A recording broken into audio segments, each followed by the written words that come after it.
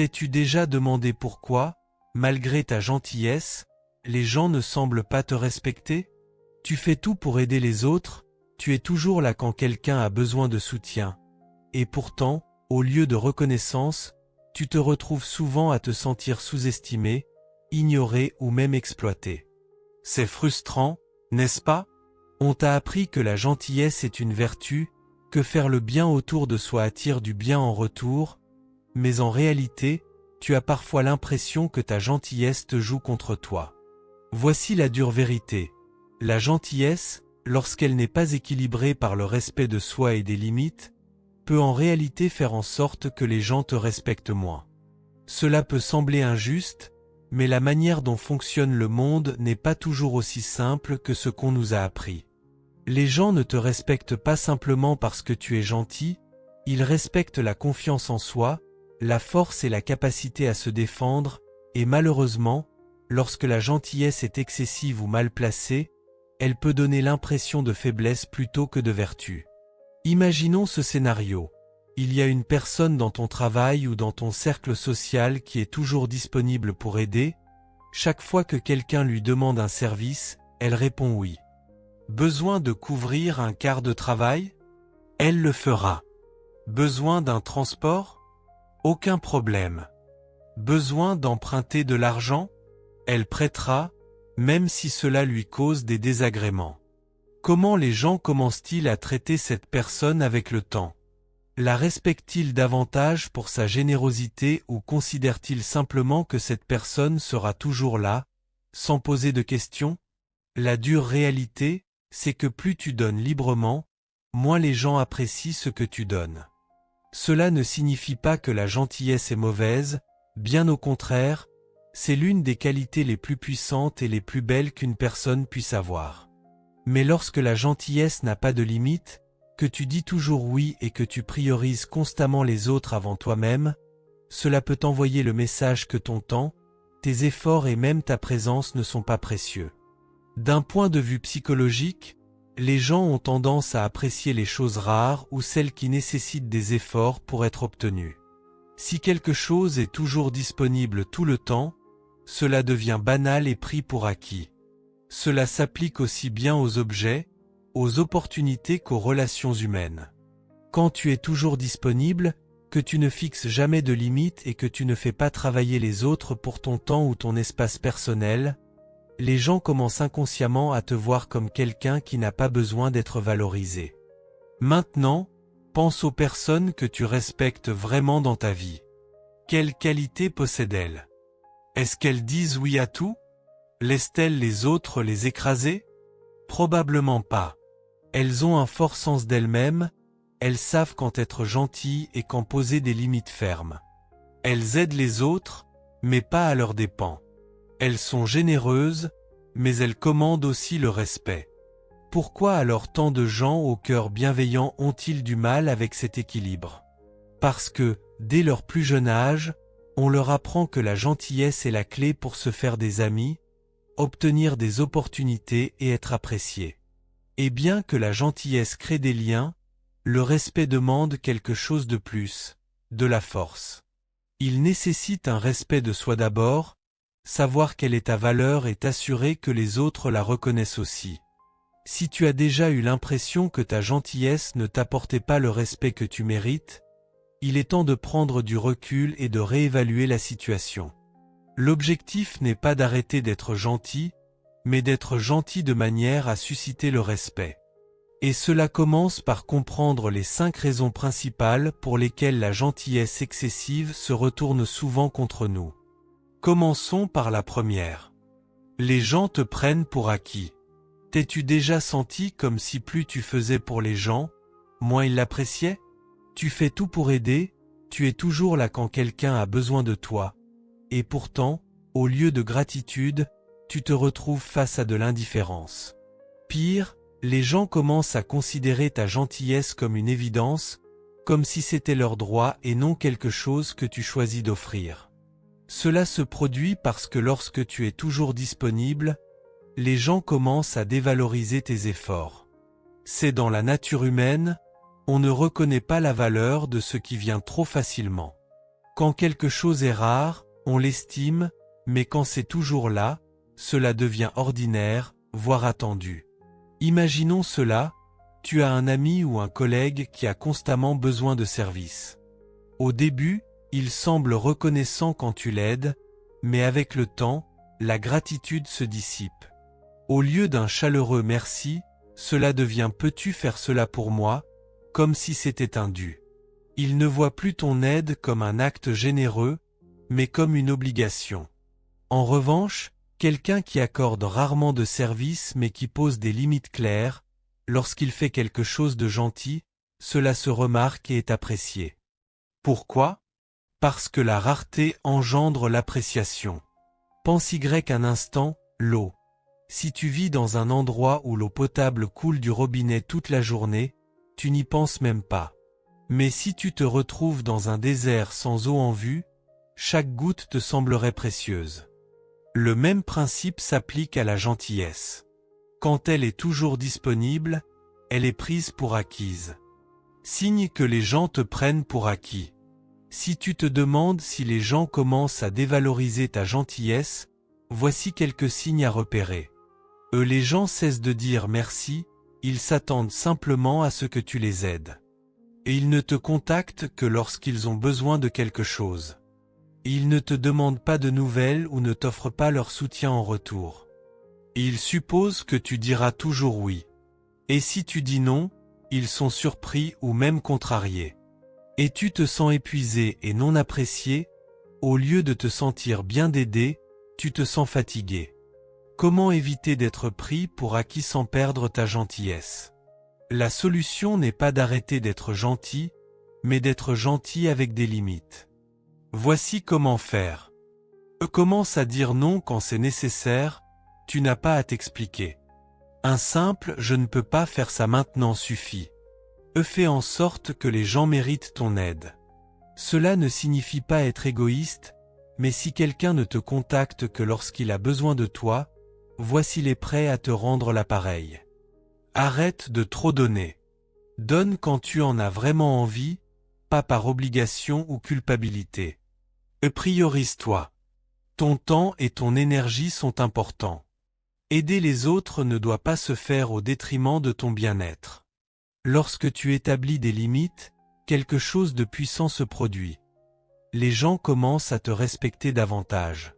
Au lieu de supposer ta gentillesse, ils l'apprécient. Et surtout, tu commences à te respecter toi-même davantage. Une autre raison majeure pour laquelle la gentillesse excessive peut avoir des effets contraires. Tu peux inconsciemment donner l'impression d'être faible. Reste à l'écoute. Les compliments suivis d'une demande, lorsque vous devenez conscient de ces comportements, vous pouvez y répondre avec confiance plutôt que de tomber dans le piège du don incessant. Être gentil ne signifie pas être un paillasson. La véritable gentillesse implique du discernement, savoir quand donner et quand prendre du recul. Lorsque vous cessez de vous laisser manipuler, vous remarquerez un changement. Les personnes qui se soucient vraiment de vous resteront, tandis que celles qui sont là uniquement pour leur propre bénéfice s'éloigneront, et c'est une bonne chose. Dans la prochaine section, nous parlerons d'un autre danger caché de la gentillesse excessive, comment cela peut vous amener à réprimer vos propres besoins, vous laissant épuisé et non épanoui. L'un des plus grands dangers de la gentillesse excessive est que vous commencez à réprimer vos propres besoins sans même vous en rendre compte. Vous devenez tellement concentré sur le fait de rendre les autres heureux, de les aider et d'éviter les conflits, que vous oubliez de vous prioriser. Avec le temps, cela mène à de l'épuisement, du ressentiment et à un sentiment de vous perdre dans le processus. Au début, cela peut sembler agréable d'être la personne sur laquelle tout le monde peut compter. Vous êtes fier d'être fiable, d'être toujours présent pour les autres. Mais au fil du temps, vous commencez à remarquer que vos propres besoins sont constamment mis de côté. Peut-être que vous annulez vos projets pour accommoder quelqu'un d'autre, peut-être que vous restez silencieux sur quelque chose qui vous dérange parce que vous ne voulez déranger personne, peut-être que vous vous sentez vidé mais que vous vous forcez encore à dire oui parce que vous ne voulez pas décevoir les gens. Le problème avec ce schéma est qu'il crée une vie déséquilibrée. Lorsque vous mettez toujours les autres en premier, vous ne laissez pas de place pour vous-même.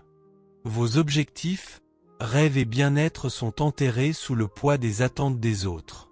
Et le pire, c'est que beaucoup de gens ne remarqueront même pas votre sacrifice.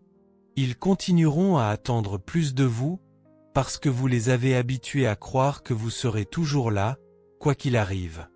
Cela peut mener à des sentiments de frustration et même de ressentiment. Vous commencerez à vous sentir sous-estimé, vous demandant pourquoi personne n'est là pour vous de la même manière que vous l'êtes pour eux. Mais la vérité, c'est que les gens suivent la norme que vous établissez.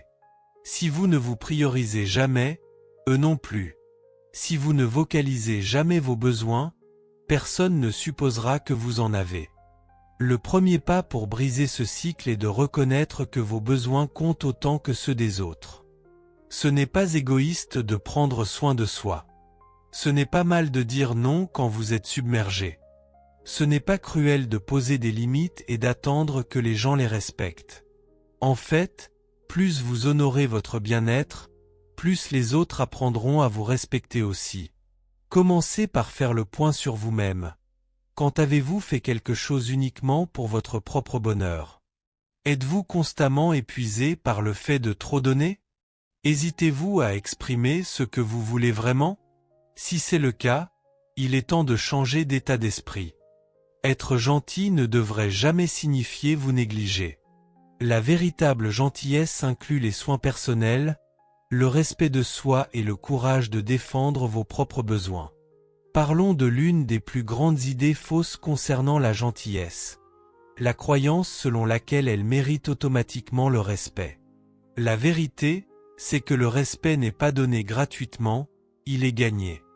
Examinons pourquoi être gentil seul ne suffit pas pour obtenir le respect que vous méritez. Beaucoup de gens croient que la gentillesse mérite automatiquement le respect, mais la vérité est que le respect n'est pas accordé simplement parce que vous êtes gentil. Bien que la gentillesse soit une qualité admirable, ce n'est pas ce qui détermine la façon dont les gens vous perçoivent et vous traitent. Le respect se gagne par la confiance en soi, l'affirmation de soi et la capacité de se défendre lorsque c'est nécessaire. Si la gentillesse n'est pas équilibrée avec la force, les gens peuvent vous apprécier, mais pas nécessairement vous respecter. Pensez aux personnes que vous respectez vraiment dans votre vie. Sont-elles simplement gentilles ou ont-elles aussi une forte présence? Posent-elles des limites? Captent-elles l'attention quand elles parlent? Il y a de fortes chances que les personnes que vous respectez le plus soient celles qui ne sont pas seulement bienveillantes, mais aussi fermes dans leurs valeurs. Elles ne laissent pas les autres les piétiner et ne cherchent pas à obtenir l'approbation par une générosité excessive. L'une des raisons principales pour lesquelles la gentillesse seule ne garantit pas le respect est que les gens associent souvent le respect à la force. Si vous êtes toujours d'accord, toujours prêt à accommoder et que vous ne vous affirmez jamais, les gens peuvent inconsciemment vous percevoir comme quelqu'un qui manque de confiance en soi. Cela ne signifie pas qu'ils ne vous aiment pas, mais ils ne vous verront peut-être pas comme quelqu'un dont les opinions, le temps ou la présence doivent être valorisés autant que ceux de ceux qui s'affirment. Une autre raison pour laquelle la gentillesse seule ne suffit pas à obtenir le respect est que les gens respectent plus la constance que la simple générosité. Si quelqu'un est gentil mais aussi ferme dans ses limites, les autres savent où ils en sont. Cependant, si quelqu'un est excessivement gentil mais facilement influençable, ses paroles et actions peuvent ne pas avoir autant de poids. Les gens respectent ceux qui sont fiables, qui restent fidèles à leurs valeurs et qui n'ont pas peur de dire non quand c'est nécessaire. Si vous avez l'impression que les gens vous aiment mais ne vous respectent pas, demandez-vous: hésite-je à m'exprimer lorsque je ne suis pas d'accord? Priorise-je le confort des autres plutôt que mon propre bien-être? Ai-je l'impression que les gens prennent ma gentillesse pour acquise? Si c'est le cas, la solution n'est pas d'arrêter d'être gentil, mais de combiner la gentillesse avec de l'affirmation de soi. Parlez avec confiance, fixez des limites et faites savoir que votre temps et vos efforts sont précieux. Quand vous ferez cela, Les gens commenceront à vous voir comme quelqu'un qui est à la fois gentil et digne de profond respect. La meilleure façon de passer de « trop gentil » à « respecter » tout en préservant votre gentillesse. Cette dernière étape est celle où vous retrouvez le contrôle sur la manière dont les gens vous perçoivent et vous traitent, en vous assurant que votre gentillesse est véritablement appréciée plutôt qu'ignorée. Si vous réalisez que votre gentillesse vous a coûté du respect, la bonne nouvelle est que vous pouvez changer cela sans devenir froid ou méchant. L'essentiel est d'équilibrer votre gentillesse avec de la force, de la confiance en vous et du respect de soi. Les gens respectent ceux qui se valorisent eux-mêmes, qui posent des limites et qui restent fermes dans leurs décisions. Lorsque vous commencerez à faire ces changements, vous remarquerez une différence radicale dans la manière dont les autres vous traitent. La première étape est de poser des limites claires. Être gentil ne signifie pas dire oui à tout. Apprenez à reconnaître quand une demande dépasse vos limites et dites non sans culpabilité. Si quelqu'un ne vous contacte que lorsqu'il a besoin de quelque chose, commencez à vous poser la question de savoir si cette relation est réellement bénéfique. Votre temps et votre énergie sont précieux et vous devez les protéger autant que vous les donnez. Ensuite, pratiquez l'affirmation de soi. Beaucoup de gens confondent l'affirmation de soi avec l'agression, mais ce ne sont pas la même chose. Être affirmé signifie simplement que vous vous exprimez pour vous-même, que vous exprimez vos besoins et que vous prenez des décisions basées sur ce qui est le mieux pour vous, plutôt que simplement pour plaire aux autres. Si quelqu'un profite de votre gentillesse, signalez-le calmement mais fermement. Faites savoir aux gens que, même si vous êtes gentil, vous n'êtes pas faible. Un autre changement important est d'arrêter de chercher de la validation à travers la gentillesse. Si vous êtes gentil parce que vous voulez vraiment l'être, c'est merveilleux, mais si vous l'êtes parce que vous avez peur du rejet, de la critique ou de déranger les autres, vous vous donnez un pouvoir. Le véritable respect vient lorsque les gens voient que vous êtes gentil par choix, et non parce que vous avez peur de perdre leur approbation. Il est également crucial de choisir les bonnes personnes pour investir votre gentillesse. Tout le monde ne mérite pas votre générosité. Entourez-vous de ceux qui apprécient et respectent vos efforts et éloignez-vous de ceux qui ne font que prendre sans rien rendre en retour. Les vraies relations sont basées sur un soutien mutuel, et non sur un sacrifice à sens unique. Enfin, commencez à vous valoriser comme vous voulez que les autres vous valorisent. Le respect commence par le respect de soi. Si vous vous mettez constamment en dernier, les autres le feront aussi. Si vous laissez les gens vous écraser, ils supposeront que c'est acceptable.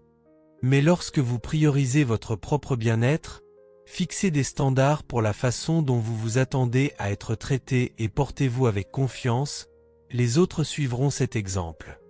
Être gentil est une belle qualité, mais cela ne devrait jamais se faire au détriment de votre valeur personnelle. Les personnes les plus respectées sont celles qui sont à la fois compatissantes et fortes, généreuses et sages, serviables et fermes dans leurs limites. Lorsque vous incarnez cet équilibre, vous n'aurez plus à vous soucier de savoir si les gens vous respectent, ils le feront tout simplement.